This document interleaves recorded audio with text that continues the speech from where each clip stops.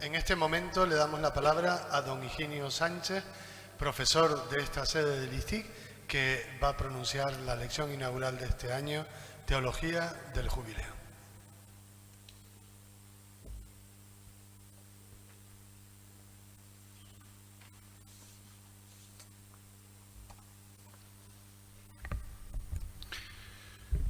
Ilustrísimo señor obispo de la diócesis de Canarias, José Mazuelo, ilustrísimo señor auxiliar, obispo auxiliar don Cristóbal Denis, señor decano de Burgos, don Roberto Carlos Calvo, directores de la sede del Instituto Superior de Teología de Canarias, don José Manuel Mato y don Juan José García.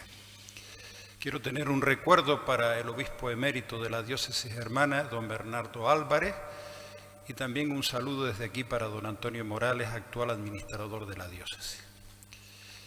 Un cordial saludo a todos los que forman esta institución, como profesores o alumnos, personal, y a todas las personas que nos honran con su presencia. Que tengan una buena tarde todos ustedes. El Santo Padre, el Papa Francisco, nos convoca al jubileo ordinario del año 2025.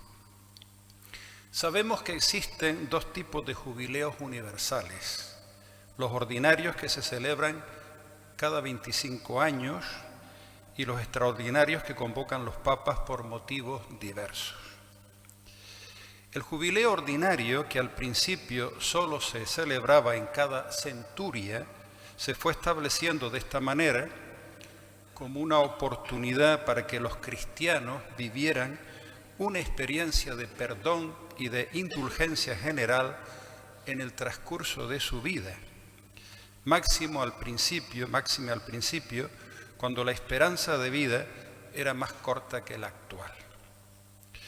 Hoy podemos asistir a varios jubileos durante nuestra vida y a sus citas suelen responder muchos creyentes, aunque tenemos que reconocer que la conciencia de lo que significa la indulgencia jubilar ha caído bastante en desuso, unido a la escasa valoración del sacramento del perdón. El auge de las comunicaciones, la cultura del turismo de masas, hace que estos acontecimientos jubilares universales y locales sean muy masivos y se hace necesario potenciar una información y una catequesis que devuelva a estos actos el sentido original en el contexto de una vida cristiana que necesita perdón y reparación. Y subrayo esto porque creo que es como el objetivo fundamental, una vida cristiana que necesita perdón y reparación.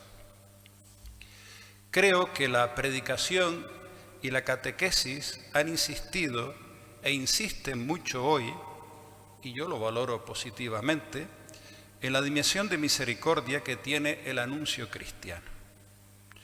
Una misericordia gratuita que siempre necesita de la recta disponibilidad, el ponernos en camino de conversión. Cuando se reza el tercer misterio luminoso del Santo Rosario, se dice de manera expresa el anuncio del reino de Dios y la llamada a la conversión. Todo jubileo en el fondo pretende esto mismo, anunciar y recordar la buena noticia del reino de Dios, poniéndonos en camino de conversión, conscientes que el perdón gratuito que recibimos en el sacramento, y que es un perdón incondicional, se complementa con gestos de indulgencia que expresan la renovación interior. El perdón no se compra ni se vende. Es un regalo de Dios siempre a nuestra disposición que nos impulsa por la acción del Espíritu Santo a intentar reparar lo herido por el pecado con una entrega y con un amor mayor por nuestra parte. Hay una peregrinación primera que se hace al encuentro de la misericordia que sale a nuestro camino. Pero la peregrinación de la vida continúa para que esa misericordia permanezca operativa en nosotros. Los sacramentos no son puntos de llegada, son metas que nos lanzan a nuevos retos, siempre con la ayuda de la gracia. La Iglesia siempre ha defendido que la indulgencia emana del corazón del Evangelio y que ella lo administra con la ayuda del Espíritu Santo. Yo invito a leer el texto que hace el Catecismo de la Iglesia, que no quiero repetir aquí, pero que expresa muy bien el sentido de la indulgencia. Todos los evangelios recalcan con su teología propia esa noticia central y constitutiva del mensaje del Señor. La buena noticia que llega y nos invita al acto libre y decidido de la conversión. El Evangelio de San Juan, con su lenguaje propio, habla de la vida eterna que Jesús nos regala por medio de tantos signos que acogemos en la fe. Pero tal vez el Evangelio más jubilar sea el de Lucas, que sitúa el primer anuncio de Cristo enmarcado en las palabras proféticas de Isaías y dirigido a establecer el año de gracia de nuestro Dios. Se trata de una especie de jubileo permanente que tiene como centro la aceptación de la persona de Jesús, cuya muerte y resurrección nos ha ganado la vida nueva que ya poseemos. Coincidirá el próximo jubileo con la lectura dominical de este Evangelio, que subraya de manera especial esta buena noticia que llega de manera especial a los pobres y a los pecadores. Tal vez fuera esta conciencia jubilar permanente la que hizo que durante muchos siglos no se establecieran años jubilares. La penitencia tarifada de la Edad Media propició las peregrinaciones con carácter penitencial a sepulcros y lugares singulares con el deseo de encontrar el perdón y la misericordia a los pecados de la vida. En este contexto comenzaron los años santos particulares y se sitúa el establecimiento del año santo jubilar romano. No es mi objetivo hablar de la historia del jubileo, hay mucha literatura sobre el tema que podemos consultar. Establecer estos años con carácter jubilar no es acotar la oferta de perdón y misericordia que siempre la Iglesia anuncia y ofrece como parte constitutiva del Evangelio. Se trata más bien de una llamada apremiante que nos recuerda el paso del tiempo y la necesidad de no bajar la guardia en algo tan importante como es la salvación que Dios nos ofrece. El hoy continuo del Evangelio de Lucas se recuerda en ese hoy de cada año jubilar. La Iglesia entera toma conciencia de esa llamada a renovar la vida. La experiencia de la Iglesia ha comprobado que este altavoz universal funciona y que despierta en muchas personas el deseo del encuentro con Jesús, que sana y que rehabilita. Son muchos los aspectos de la teología del jubileo que se podrían expresar, pero he querido entrar en un camino, por decirlo así, más pastoral. Después de la celebración del Concilio Ecuménico Vaticano II, esta, la que se va a celebrar, sería la tercera cita jubilar ordinaria. A ella me voy a referir en esta intervención. La primera cita jubilar, en el año 1975, la promulgó San Pablo VI. La bula de convocatoria se llamó Apostolorum Limina.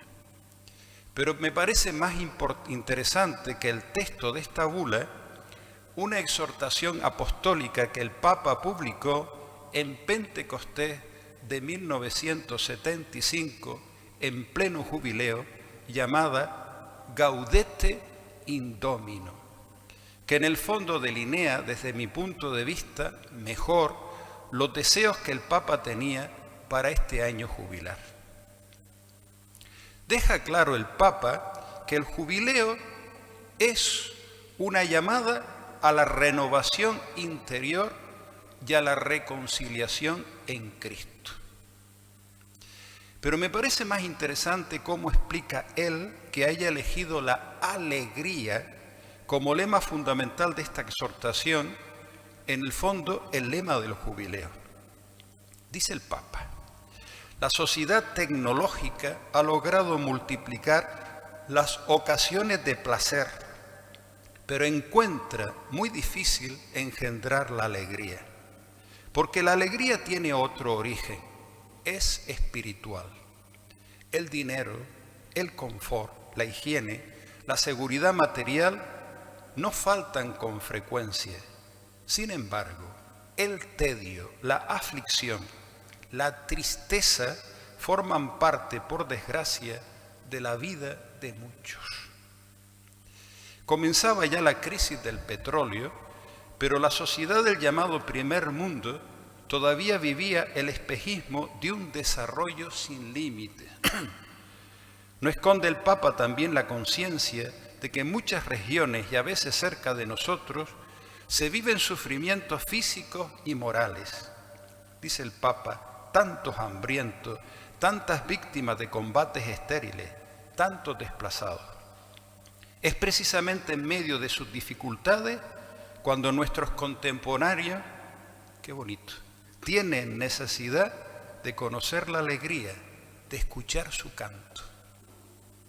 Sigue diciendo el Papa: el Señor quiere sobre todo hacernos comprender que la conversión que se pide no es en absoluto un paso hacia atrás, como sucede cuando se peca. Por el contrario, la conversión es una puesta en marcha, una promoción en la verdadera libertad y alegría.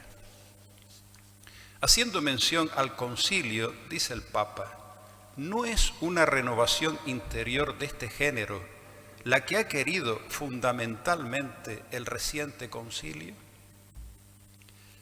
En el curso de este año santo hemos creído ser fiel a las inspiraciones del Espíritu Santo, pidiendo a los cristianos que vuelvan de este modo a las fuentes de la alegría. Y dice el Papa de una manera preciosa: la alegría de ser cristiano, vinculada a la Iglesia en Cristo, en estado de gracia de Dios, es verdaderamente capaz de colmar el corazón humano. La talla humanista del Papa Montini se nota en las alusiones que hace a Pascal o a Bernardos. Habla también de la dimensión original, inalienable de la persona humana. Su vocación a la felicidad pasa siempre por senderos de conocimiento y del amor, de la contemplación y de la acción. Quise recoger dos cosas que presenta el Papa que a mí me parece que pueden tener cierta actualidad. El Papa se le nota preocupado por dos aspectos concretos que ve en las comunidades cristianas. El primero hace referencia, y cito textualmente, a un exceso de crítica sistemática a todo. Un exceso de crítica sistemática a todo. Recuerden, eran tiempos de enfrentamiento entre distintas visiones de la Iglesia que no entendían bien el sentido de la renovación conciliar. Esto generó sufrimientos y rupturas que los que tienen más edad recuerdan y sufrieron en sus propias carnes. Oigamos al Papa: que nuestros hijos, inquietos de ciertos grupos, rechacen, pues, los excesos de la crítica sistemática y aniquiladora. Sin necesidad de salirse de una visión realista, que las comunidades cristianas se conviertan en lugares de confianza recta y serena, donde todos sus miembros se estrenen en el discernimiento de los aspectos positivos de las personas y de los acontecimientos. La segunda, una preocupación ya entonces, en la cantidad de católicos que estaban abandonando la práctica de la Eucaristía dominical. Dice el Papa, por eso nuestra última palabra en esta exhortación es una llamada urgente a todos los responsables y animadores de las comunidades cristianas, que no teman insistir a tiempo y a destiempo sobre la fidelidad de los bautizados a la celebración gozosa de la Eucaristía dominical. Y dice el Papa, que la participación sea muy digna y festiva a la vez. 23 años más tarde, a finales del año 1998, el Papa San Juan Pablo II promulga la bula del Año Santo 2000, Incarnationis Mysterium. Es una bula que ya preanuncia un documento que marcó las líneas fundamentales de la pastoral de aquellos años, que fue la Tertio Millennio Ineunte. El acento fundamental del Papa en su bula es celebrar el misterio de la Encarnación. Y decía el Papa, con la mirada puesta en el misterio de la Encarnación del Hijo de Dios, la Iglesia se prepara para cruzar el umbral del tercer milenio. De las cosas más significativas de esta bula es la propuesta que hace el Papa de añadir nuevos signos a los ya tradicionales de perdón y de indulgencia de los que habla de manera detallada. Los llama otros posibles signos de misericordia de Dios que actúa en el jubileo. Entre estos signos va a destacar de forma llamativa el signo de la purificación de la memoria. Este signo pide a todos un acto de valentía y humildad para reconocer las faltas cometidas por quienes han llevado y llevan el nombre de cristianos. Se trató de una propuesta valiente que generó ríos de tinta dentro y fuera de la Iglesia y que se vivió con gran expectación. Dice el Papa, la historia de la Iglesia es una historia de santidad. Sin embargo, se ha de reconocer que en la historia hay también unos pocos acontecimientos que son un antitestimonio en relación con el cristianismo. Nuestro pecado ha obstaculizado la acción del Espíritu Santo en tantas personas. Nuestra pobre fe ha hecho caer en la indiferencia y ha alejado a muchos de un encuentro auténtico con el Señor. Como sucesor de Pedro, pido que en este año de misericordia, la Iglesia, persuadida de la santidad que recibe de su Señor, se postre ante Dios e implore perdón por los pecados pasados y presentes de sus hijos. Si algo se recuerda de manera especial de este año santo, es precisamente este gesto sentido y sincero del Papa. Y eso que todavía no había estallado a la Iglesia con la virulencia con la que apareció el grave problema de la pederastia. Pero el Papa no quiere quedarse en esa mirada al pasado o presentes defectuosos. Indica él que la mirada, pues, esté puesta en el futuro. El Padre misericordioso no tiene en cuenta los pecados de los que nos hemos arrepentido verdaderamente. Además de esto, el Papa habla de otros signos que fueron importantes. El primero y coherente con toda su propuesta de doctrina social de la Iglesia es este. Se ha de crear una nueva cultura de solidaridad y cooperación internacionales en la que todos, especialmente los países ricos y el sector privado, asuman su responsabilidad en un cambio de modelo de economía al servicio de cada persona. Unas líneas antes de este mismo número había insinuado una condonación de la deuda de los países pobres, que se encuentran, dice él, oprimidos por una deuda que ha adquirido tales proporciones que hace prácticamente imposible su pago. Otro signo fue la memoria de los mártires. Los 2000 años transcurridos, dice él, desde el nacimiento de Cristo, se caracteriza por el constante testimonio de los mártires. Este siglo XX, que llega a su ocaso, ha tenido un gran número de mártires, sobre todo a causa del nazismo, del comunismo y de las luchas raciales y tribales. Y llegamos a esta tercera convocatoria jubilar ordinaria que ha hecho el Papa Francisco, cuyo eje vertebrador es la virtud de la esperanza. La bula, como bien sabemos, se llama Spes non confundit. En este cuarto de siglo han cambiado muchas cosas. La Iglesia, al menos en los países llamados del primer mundo, atraviesa momentos de incertidumbre y signos claros de envejecimiento y cansancio en muchos de sus contemporáneos. Creo que la propuesta del Papa es acertada y conveniente. Tal vez la crisis más importante que viven los creyentes en esta hora es una crisis de esperanza. Al realizar esta pobre elección, dirigía de nuevo mi mirada al inicio del Evangelio de Lucas, este Evangelio que llamo Evangelio jubilar, al capítulo 1.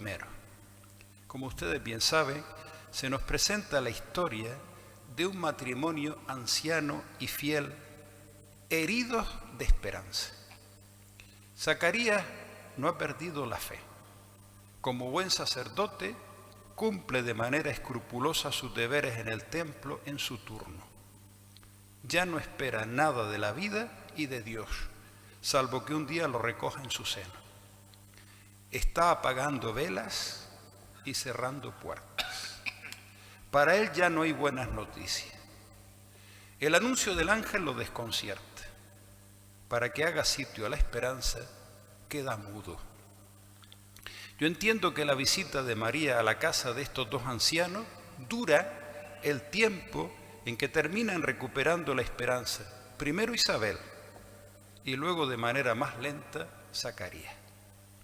María atraviesa la puerta de una casa para ofrecer el servicio de la esperanza.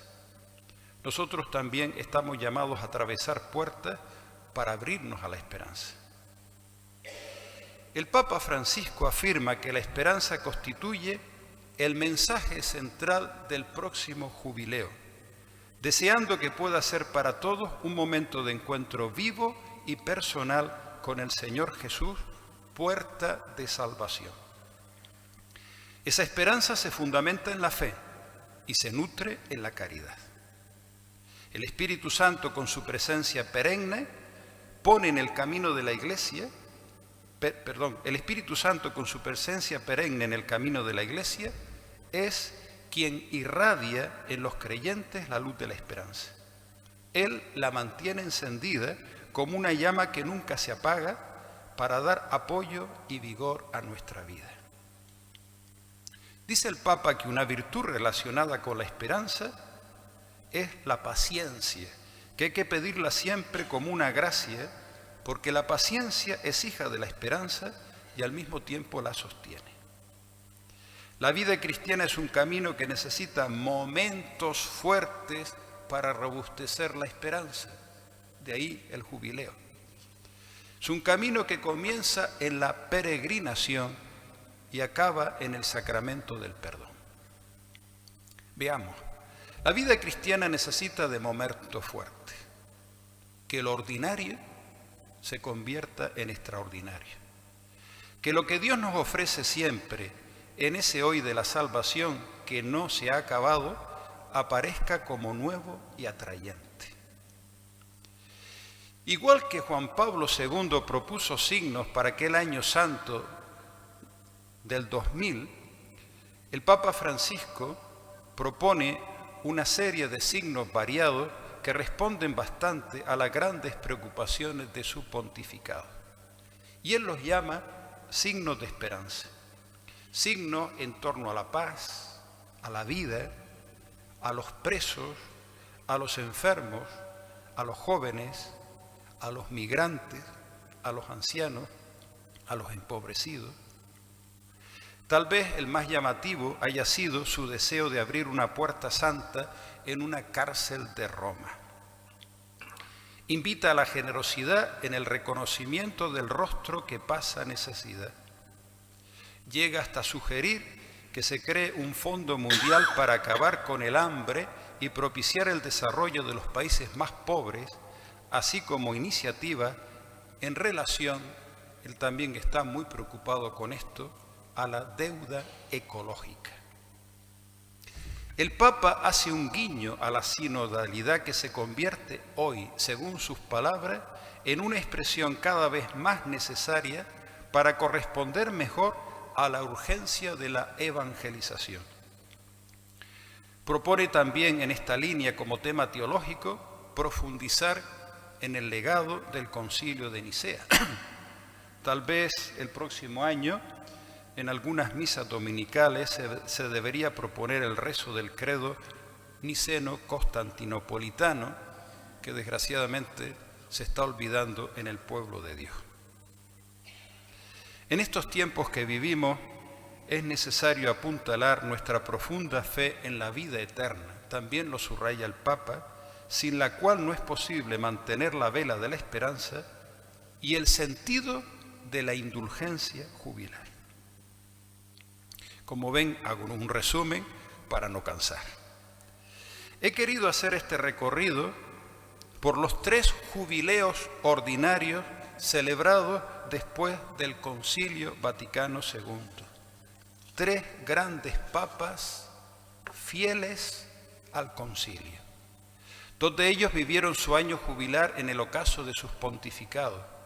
Francisco lo vive en un momento de madurez de su pontificado, cuando ya tenemos delante de nosotros las grandes líneas maestras de su magisterio. Comenzamos por esta llamada a la alegría verdadera en aquellos años conflictivos para la Iglesia, con tensiones que parecía poner en entredicho el legado conciliar. Por su parte, Juan Pablo II era consciente de lo que significaba atravesar el umbral de un nuevo milenio, donde se hacía urgente una nueva evangelización. Puso su acento en la encarnación de Cristo y fue profético y valiente en su propuesta de purificación de la memoria. Se vislumbraba una de las etapas más duras que iba a atravesar la Iglesia con la aparición masiva de los problemas contra la dignidad de los menores y la persecución mediática que ello provocaría. Francisco, buen analista de la situación actual de la Iglesia y del mundo, saca del tesoro espiritual cristiano la virtud de la esperanza como faro que alumbre este momento de cansancio y desánimo que se ha vuelto crónico y que tal vez sea uno de los demonios más potentes que tengamos que exorcizar. En la sacristía de la iglesia de Betancuria, en la isla de Fuerteventura, lugar que todos sabemos fue un centro irradiador franciscano de la evangelización de las islas, contamos con un precioso cuadro llamado la nave eucarística. El conjunto del cuadro es toda una catequesis. Aparecen las 3 virtudes teologales en distintos lugares. La esperanza está casi en la popa del barco, sentada, tomando el ancla en sus manos. Después de ella, y todavía dentro del barco, aparecen signos de muerte y desesperanza. Y es curioso que aunque estén después de la esperanza, no son arrojados de la barca. La esperanza no da de forma total nada por perdido. Pero la esperanza puesta en esta zona del barco y sobre el arca es como un cordón sanitario que hace que el virus de la negatividad no se adentre en toda la nave.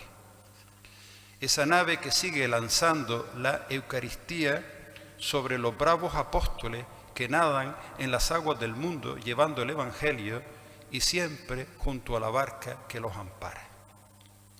Yo, si no lo conocen, les invito a conocer este cuadro, ver su simbología y rezar con él. Nuestro patrimonio religioso cuenta con grandes joyas catequéticas. Esta la podemos aportar como una contribución pequeña pero significativa a lo que el Papa Francisco nos emplaza. A la Virgen me dirijo como se dirigen estos tres grandes papas, siempre, pero de manera particular en los jubileos. En esa nave de la que hago referencia también va María, junto a Jesús y a su cruz. Que la Madre de la Esperanza nos ampare. Ella supo ser fuerte en los momentos de la debilidad. La humanidad de Jesús, unida al Verbo, fue educada por una mujer que no se dejó vencer por el desaliento. María siempre le está diciendo a Cristo que ahora es el momento. Termino. El título que me asignaron para esta lección es muy pretencioso. Les brindo unas pinceladas necesitadas de mayor profundización que nos ayuden a vislumbrar la próxima cita jubilar. No sé si acierto cuando digo que los jubileos pretenden que vivamos de forma extraordinaria lo que constituye lo ordinario de la vida cristiana. El núcleo central y significativo del Evangelio, que supone vivir el júbilo del anuncio constante del reino de Dios y la llamada siempre apremiante a la conversión. Este anuncio siempre antiguo y siempre nuevo debe tener hoy, como decía el cantor, color esperanza. Que enmudezca en nosotros lo que hay del Zacarías herido y dolido ante la dureza de las circunstancias y que abramos las puertas al estilo de Isabel a la salvación que nos visita. El Papa nos convoca y agradeciendo su magisterio, ojalá nos movilicemos y sepamos vivir el júbilo de la esperanza. Muchas gracias.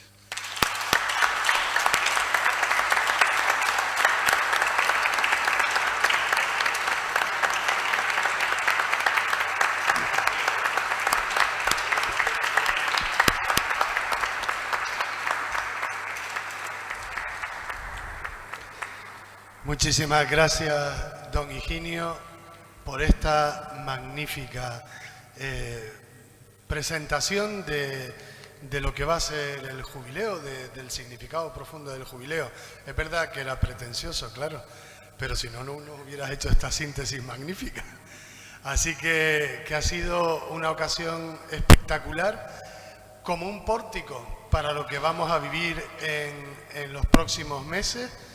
Y que estoy seguro que también acompaña este deseo de nuestros equipos directivos en el ISTIC, de este apoyo a lo que vivimos en la diócesis y lo que vamos a vivir en toda la Iglesia universal. Quiero recordarles que los equipos directivos del ISTIC están empeñados en favorecer a través de la formación precisamente el mantener esta esperanza en la misión que la Iglesia nos pide y nos ofrece a todos los cristianos, ¿no? Y estamos escuchando muchos mensajes desde el sínodo en este sentido, pues quiero recordarles precisamente esa labor de que el ISTIC hace de mantener esto. Les recuerdo los nombres de estos equipos directivos: don Francisco López, el subdirector del ISTIC; don Daniel Barretos, que antes leyó la lección, la memoria del curso pasado, es el secretario. Está también con nosotros el secretario del ISTIC de la sede de Tenerife, don José Domingo; don José Manuel Mato, que es el director de la sede de Tenerife y director de todo el ISTIC durante este trienio, y mi persona, Juan Jesús García. Nosotros estamos aquí para el servicio, para acompañar precisamente en esta labor. Ahora le doy la palabra al señor decano de la Facultad de Teología del Norte de España, sede Burgos, don Roberto Calvo, que nos va a saludar y va a indicarnos lo que esta facultad, que es nuestra facultad agregante, espera también de nosotros. Pues muy buenas tardes a todos. Gracias, Juan Jesús. Los castellanos somos breves, muy secos. Simplemente 3 palabras. La primera, tanto al centro de aquí, de Las Palmas, como al de Tenerife, gracias. Gracias por la confianza que habéis mostrado vosotros y vuestros antecesores en estos años. El año pasado me estrenaba y venía con cierto temor y temblor, este año también por otros motivos, pero puedo decir que el agradecimiento no es simplemente de Roberto, sino es un agradecimiento sobre todo lo que yo llamo los profesores históricos, los que ya vamos peinando alguna cana y que siguen la evolución desde Burgos y están contentos y agradecidos con este centro en 2 sedes o con 2 sedes y 2 centros de los agregados. Gracias. La segunda palabra, ánimo, mirando hacia adelante. Son tiempos difíciles, ¿para qué lo vamos a ocultar? Pero desde el Evangelio y desde la fe pueden convertirse en tiempos apasionantes, no para vivirlos de forma ilusa, sino porque sabemos que Cristo es el mismo ayer, hoy y siempre, y que su buena noticia, su jubileo, siempre está para ofrecerse, para comunicarse a los demás. Para encontrar ese ánimo necesitamos discernir, ponernos en manos del Espíritu, especialmente todos somos discípulos misioneros, pero especialmente lo digo a los compañeros de claustro de estos 2 centros, que nuestras tareas teológicas sirvan para discernir por dónde pasa Dios, por dónde pasa el Espíritu. Y la tercera palabra, desde ese discernimiento, vivir con alegría y esperanza, palabra repetida, tan necesaria como el aire que respiramos. Yo alguna vez he pensado, digo, ¿qué sería de la Iglesia y hasta del mundo si desapareciera este servicio, este ministerio de la teología? Algunos dirían, pues mejor, pues la fe es muy sencilla, pues es un pozo la experiencia que Dios nos ofrece, que cuanto más profundizamos y cada uno desde nuestros planteamientos, pues más agua fresca sabemos que existe por ahí. Simplemente gracias, ánimo y a vivir con alegría y esperanza nuestra tarea, y esperando pues que todos los años, esté quien esté, seamos los que seamos, podamos renovar nuestra ilusión, porque queda mucho por hacer. Vengo de Castilla, un santo y un poeta decía, muy bien sé yo donde emana la fuente, aunque es de noche. Yo sé, todos sabemos que es de noche, pero sabemos dónde emana la fuente del misterio cristiano.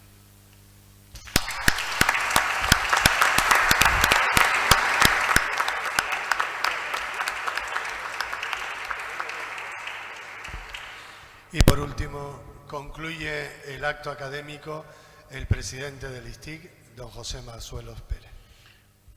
Bueno, yo simplemente daros las gracias a todos los que hacéis posible el ISTIC, tan necesario para descubrir la fuente, como nos ha dicho el decano de la Facultad de Burgos, esa necesidad que tenemos. Estamos en un momento de noche, pero para eso viene también la fuerza del estudio de la teología del ISTIC y este jubileo que también nos sorprende en este año, en este nuevo curso 24-25, con el jubileo, con todo lo que tenemos proyectado, planeado, pero sobre todo espero que podamos todos introducirnos en esa alegría y sobre todo en esa esperanza, que el ISTIC sea una fuente de esperanza para nuestra sociedad, para nuestra diócesis. Y nada más, yo la gracia a Higinio porque nos ha dado la fuerza para, ya uno está pensando en ese año jubilar, en la bajada de la Virgen del Pino, toda una serie de cosas que están ahí, de profundizar, y bueno, pues la verdad que es una alegría. Y como ya tenemos bastante sabiduría, yo simplemente doy por hecho la apertura del curso del ISTIC 2024-2025. Muchas gracias.